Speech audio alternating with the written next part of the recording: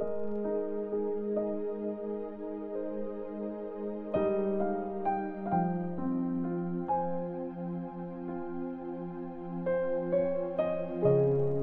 chapter 17.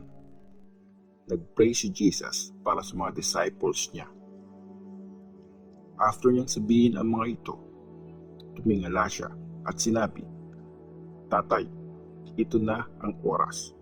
Gawin niyong dakila ang anak niyo para dakilain kayo ng anak.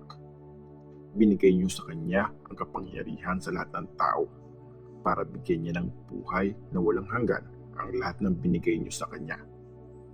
Ito ang buhay na walang hanggan, ang makilala kayo na nag-iisa at totoong Diyos at makilala si Jesus Christ na pinadala niyo.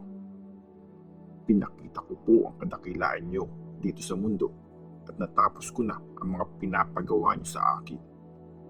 Ngayon, Tatay, ipakita niyo po sa akin ang kadakilaan na meron ako nung kasama ko kayo bago pa ginawa ang mundo.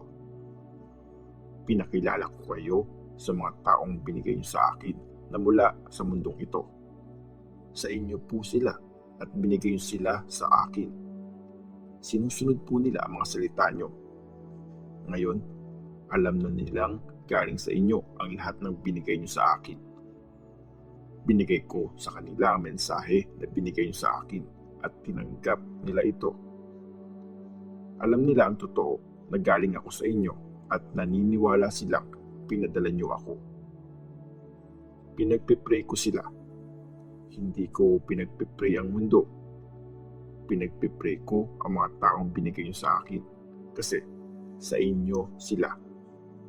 Ang lahat ng sa akin ay sa inyo at ang lahat ng sa inyo ay sa akin at napaparangalan ako dahil sa kanila.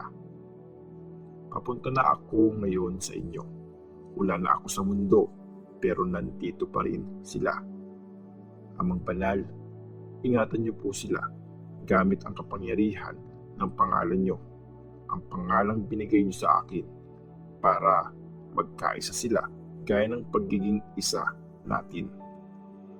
Nung ako ay kasama nila, iningatan ko po sila gamit ang kapangyarihan niyo, yung kapangyarihang binigay niyo sa akin. Iningatan ko silang mabuti at walang nawala sa kanila kahit isa, except doon sa isa na talagang mawawala para mangyari ang sinasabi sa scripture. Ngayong papunta na ako sa inyo, sinasabi ko ito habang nandito pa ako sa mundo para talagang sumaya sila gaya ko. Binigay ko sa kanila ang mensahe nyo, pero sobrang galit sa kanila ang mundo kasi gaya ko, hindi sila taga-mundo. Hindi ko po gustong alisin niyo sila sa mundo, pero please, ingatan niyo po sila laban sa masama. Kagaya ko silang hindi taga-mundo.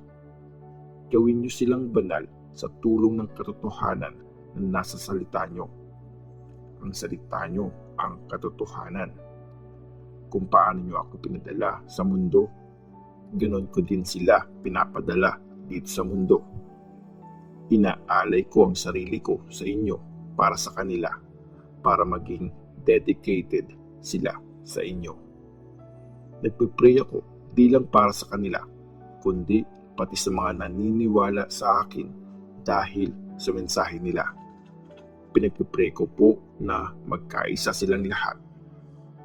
Tatay, maging kaisa sana natin sila gaya ng pagiging isa natin.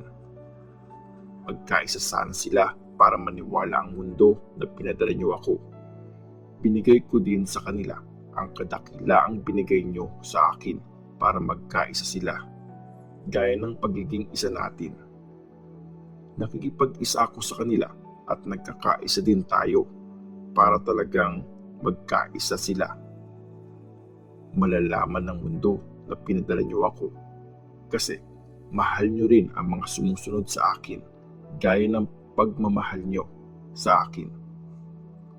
Tatay, binigay niyo po sila sa akin at gusto ko silang makasama kung nasaan ako para makita nila ang kadakilaang binigay niyo sa akin.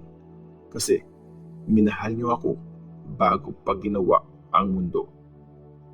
Mabuting Ama, hindi kayo kilala ng mga tao sa mundo, pero kilala ko kayo at alam ng mga disciples ko na pinadala niyo ako. Pinakilala ko kayo sa kanila at ipapakilala ko pa kayo para manatili sa kanila ang pagmamahal na binigay niyo sa akin at manatili rin ako sa kanila